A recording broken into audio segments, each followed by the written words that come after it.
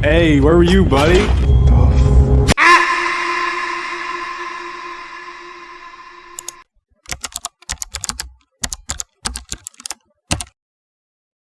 Cerita dimulai dengan memperkenalkan seorang karyawan restoran cepat saji bernama Randy Bradley. Randy dikenal sebagai pribadi yang baik, rajin, dan selalu bangun sangat pagi untuk berangkat bekerja.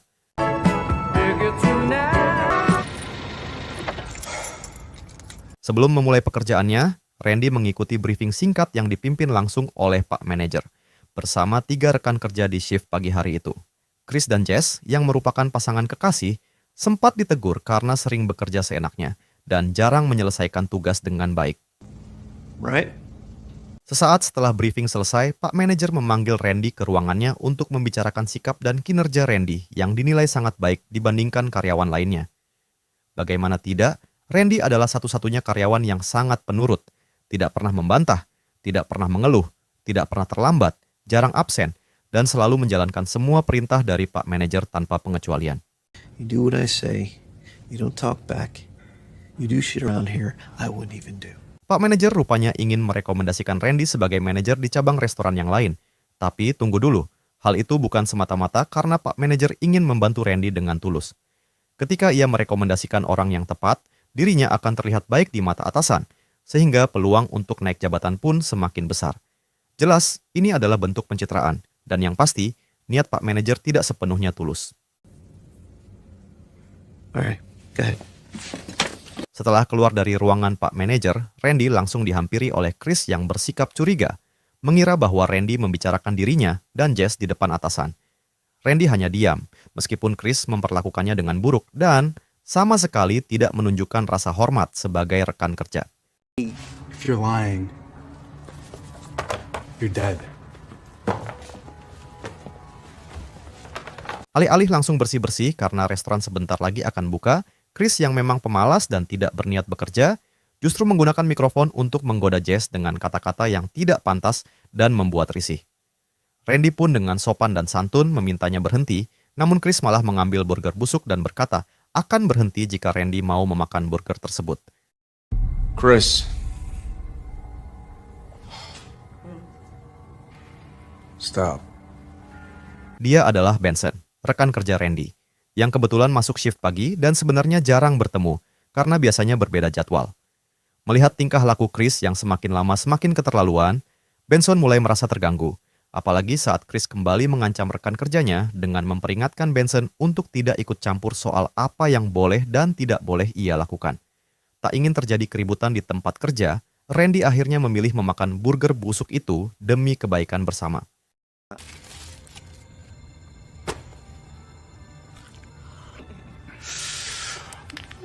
Melihat Randy yang culun dibully habis-habisan membuat Benson tak tahan dan memilih keluar untuk menenangkan diri. Namun yang mengejutkan adalah saat Benson mengambil shotgun dari bagasi mobilnya. Dan inilah yang terjadi. Hey, where were you, buddy? Entah siapa sebenarnya Benson ini, ia tidak hanya membunuh Chris, tetapi juga Pak Manajer yang sempat berlari ke dalam ruang kerjanya. Setelah itu, Benson menyuruh Jess untuk diam dan tetap tenang. Namun, Jess justru semakin berteriak histeris, sehingga tinggal Randy yang tersisa, berdiri sambil menangis ketakutan setengah mati melihat tindakan Benson yang benar-benar di luar nalar dan cenderung seperti seorang psikopat. Entah apa yang membuat Benson tertarik pada sosok culun seperti Randy, ia tidak hanya membiarkannya tetap hidup, tetapi juga memintanya membantu menyeret semua jasad ke dalam ruang pendingin.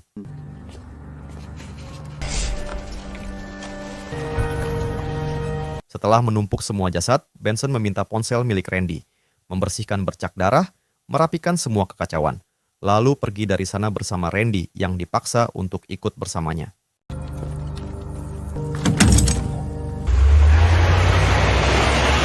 Dalam perjalanan, Benson menceritakan perhitungan matangnya soal kematian ketiga korban. Dengan jumlah penduduk sekitar 10.000 jiwa di kota ini, ia yakin polisi tidak akan mencurigai dirinya maupun Randy.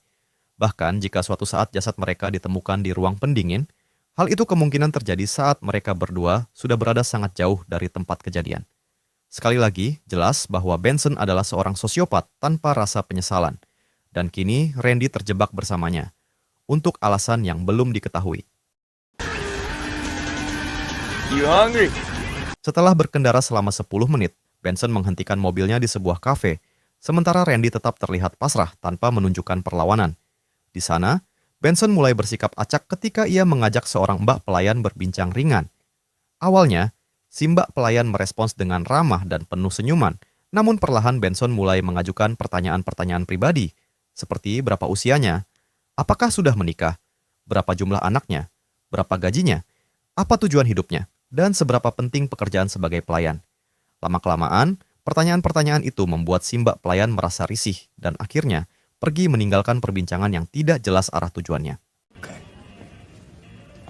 Good chat, Marsh. Randy, yang tidak ingin terlibat dalam kegilaan Benson, mulai mengajukan pertanyaan, mengapa ia membunuh manajer dan 2 rekan kerja mereka, dan mengapa hanya Randy yang dibiarkan hidup.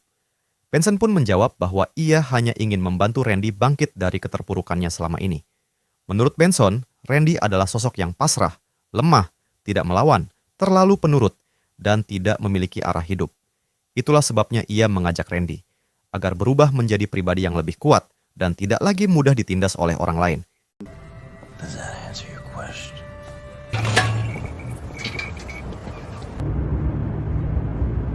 Setelah selesai sarapan, mereka berdua pergi ke rumah Benson, yang ternyata hanya dihuni oleh ibunya yang tampak sedang bermalas-malasan. Di sana, Benson menyuruh Randy untuk menunggu dan melarangnya menyentuh apapun yang ada di dalam rumah. Don't touch anything. I'll be right back. Saat Benson sedang berganti baju, ibunya meminta tolong kepada Randy untuk mengambilkan telepon. Sempat terlintas di benak Randy untuk menghubungi pihak berwajib, tetapi nyalinya terlalu kecil untuk melakukan hal itu. Ia pun akhirnya mengambil telepon tersebut dan menyerahkannya kepada sang ibu. Namun, inilah yang kemudian terjadi.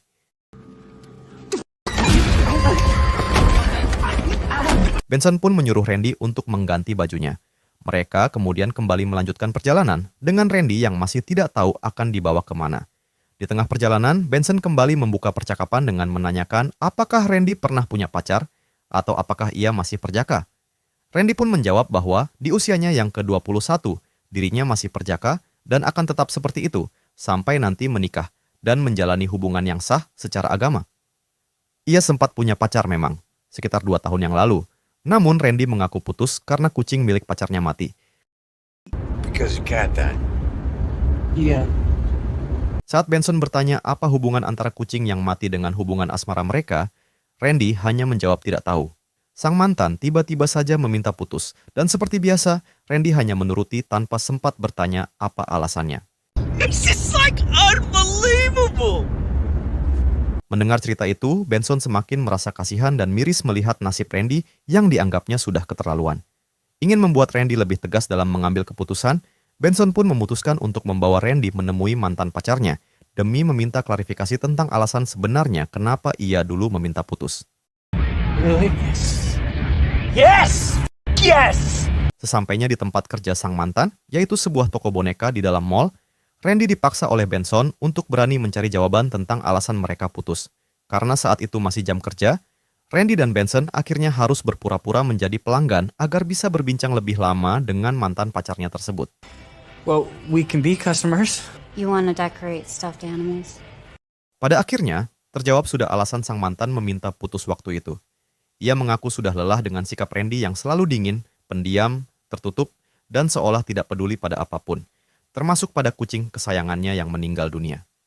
Look, I know it was unfair of me to just walk away like that, but you didn't even try to chase after me. Dirasa Randy sudah mendapatkan jawabannya, Benson pun langsung mengajaknya pergi dengan alasan bahwa sang mantan tidak layak untuk dikejar.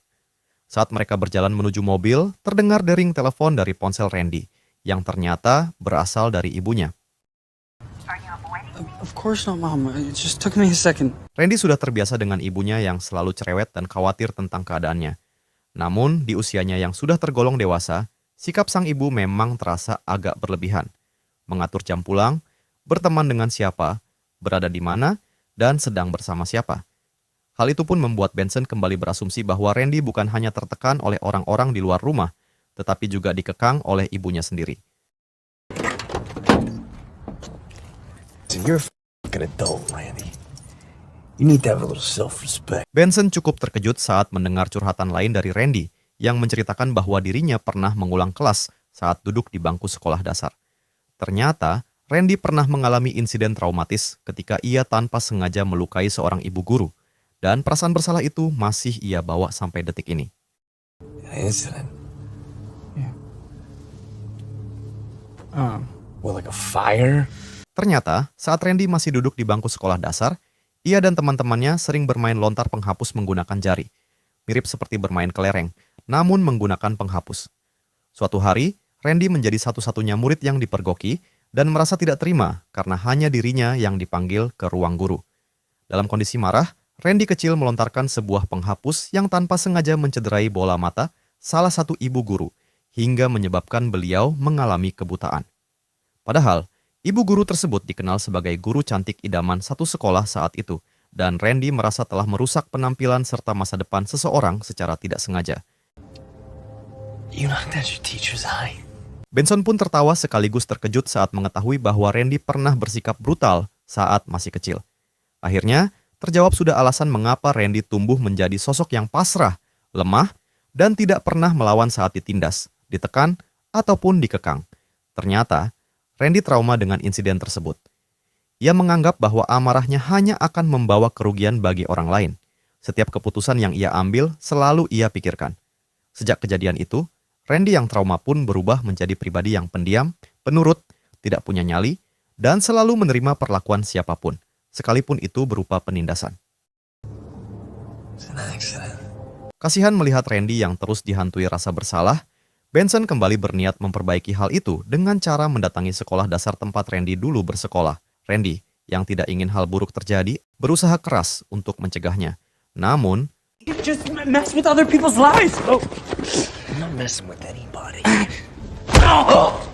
masih dengan alasan yang sama, yaitu tidak ingin melawan, Randy pun terpaksa mengikuti kemauan Benson yang mendatangi staf sekolah untuk menanyakan alamat tempat tinggal ibu guru tersebut.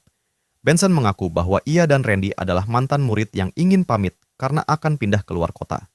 Karena merasa kasihan melihat mereka berdua, staf sekolah itu pun bersedia memberikan informasi yang diminta oleh Benson. Alright. Saat si staf masih sibuk mencatat alamat, tiba-tiba muncul seorang bapak guru bernama Pak Shepard yang tampaknya sedang bersiap untuk pulang. Di saat itulah, Benson secara spontan menghentikannya dan mulai mengajukan pertanyaan. Ternyata, Benson mengenali Pak Shepard, guru yang pernah mengajarnya saat duduk di kelas 3 SD. Namun, ketika Pak Shepard bertanya, "Apakah saya pernah mengenalmu?" Benson justru menjawab, "Tidak." No, I just knew somebody who used to go there. Nice to meet you. I'll see you, Carol.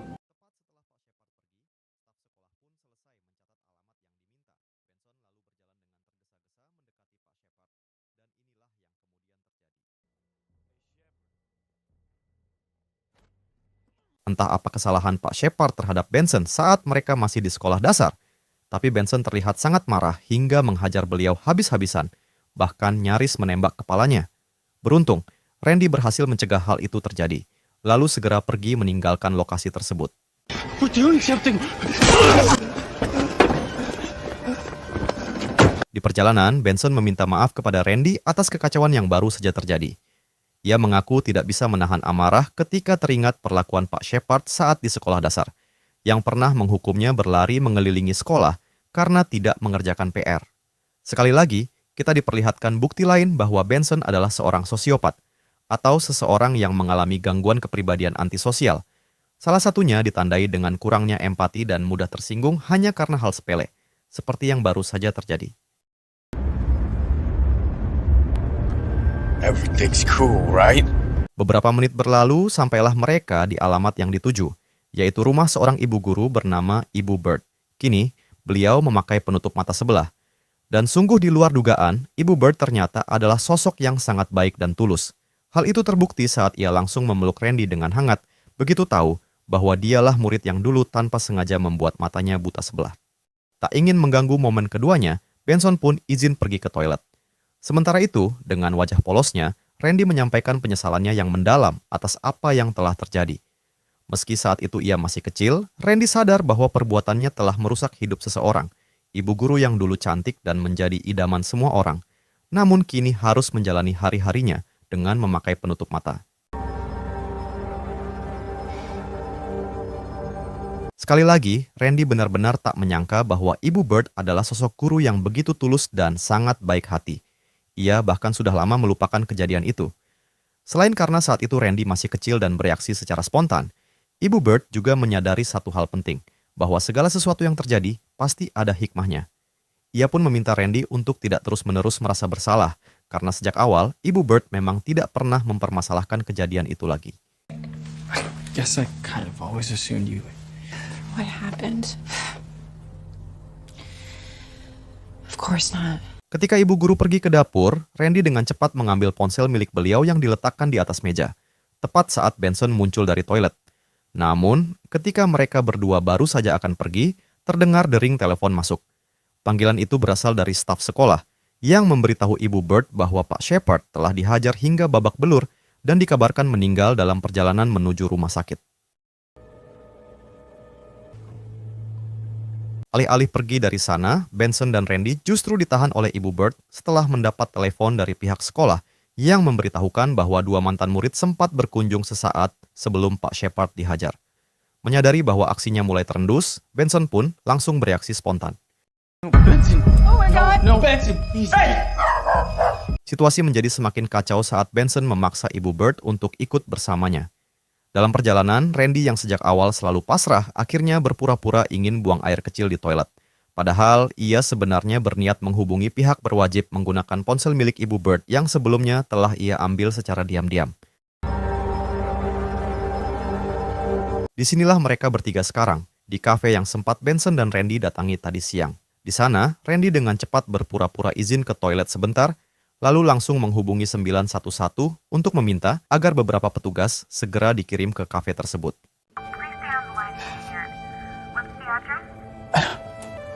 Tak lama setelah Randy kembali dari toilet, muncullah si Mbak pelayan yang tadi siang, yang ternyata masih belum terima dengan ucapan Benson yang cukup menyinggung. Tanpa sadar, si Mbak pelayan telah melakukan kesalahan besar karena berurusan dengan seseorang seperti Benson, yang jelas bukan orang biasa.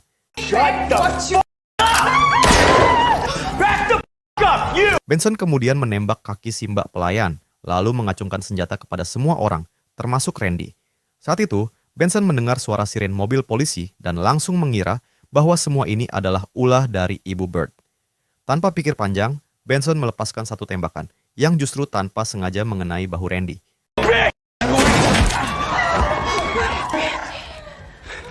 Benson dengan cepat menahan pendarahan yang dialami oleh Randy, hingga akhirnya Randy jujur mengatakan bahwa dialah yang telah menghubungi polisi. Disitulah Benson mulai melepaskan tangannya, seolah tak percaya bahwa Randy, yang seharian ini ia anggap sebagai teman setia dan bisa dipercaya, justru menusuknya dari belakang. Meskipun Benson dikenal brutal dan tak ragu menghabisi siapapun, ia tetap manusia biasa yang bisa merasakan kecewa. Maka, alih-alih menghabisi Randy, Benson yang sudah tidak punya siapapun untuk dipercaya, akhirnya menyerahkan diri kepada polisi, dan ini yang kemudian ia lakukan.